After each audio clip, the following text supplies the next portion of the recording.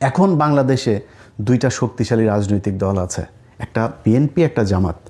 আমার মনে হয় এখনও বিএনপি সবচাইতে বড় দল, 2 নম্বরে যদি জামাত ধরেন, কিন্তু খুব শক্তিশালী। কিন্তু এটা খালি মানে মুখের কথা না, এটা বিএনপিও হারে হারে টের পাচ্ছে যে জামাত যে ভেতরে ভেতরে যে কী পরিমাণে ভোট তাদের বেড়েছে। এখন 3 নম্বর আরেকটা দল এরকম বড় বৃহৎ আকারে আসবে সেই সুযোগ নাই। যদি আসে সেটা বিএনপি আসবে।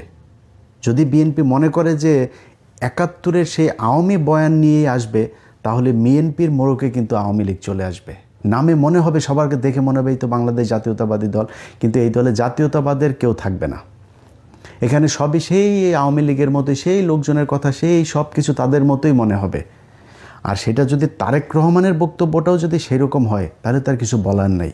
একমাত্র জিয়া পরিবারকে আমরা বিশ্বাস করি যে না, তারা অন্তত বাংলাদেশ জাতীয়তাবাদের এই বাংলাদেশে তারাই হচ্ছে গিয়ে প্রণেতা, এবং তাদের হাত ধরে এটা শুরু হয়েছিল। তাদের এই পরিবার যতদিন থাকবে বাংলাদেশ জাতীয়তাবাদ এটা থাকবে।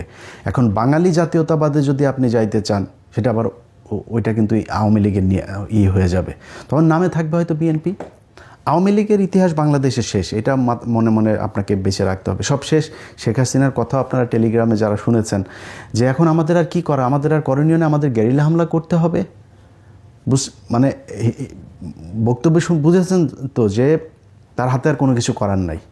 আন্তর্জাতিক বলেন, জাতীয় বলেন, সবখানে তাদের দেখা শেষ। এই দেশের মানুষও তাদের কথা এখন কেউ নেমে আসবে না। সো 2-4টা ভাঙচুর জ্বালাও পোড়াও করতে পারেন, করলে আবার মামলা খাবেন।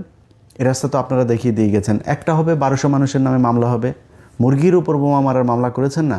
সো এই রাস্তা তো আপনারা দেখিয়ে গিয়েছেন। পুলিশকে সেই ইকুইপমেন্ট দিয়ে গিয়েছেন। আড়ি পাতা দিয়ে এখন স্বরাষ্ট্র উপদেষ্টা সরাসরি বলে আড়ি পাতা হবে। আপনারা এগুলো করে খুব বেশি সুযোগ সুবিধা নিতে পারবেন না।